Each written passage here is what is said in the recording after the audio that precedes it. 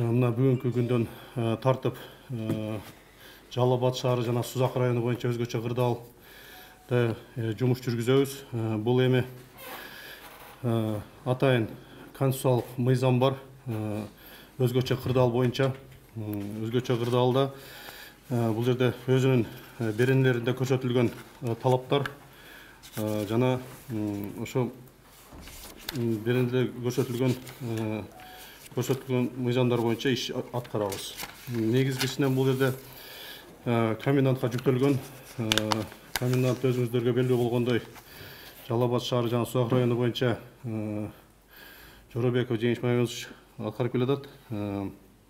Бул жерде эми азыр негизи кечки саат 8-тен эртең мененки 7-ге чейин деп көрсөтүлгөн. Кыскача ушул.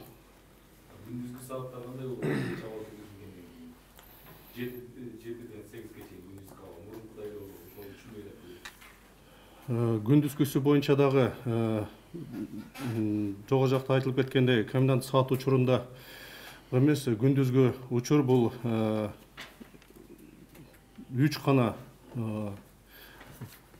жанагы тиешелүү продуктага чыгууда, аптекага чыгууда жана больницага кайрылууда гана жүргөнгө мүмкүнчүлүк болот да.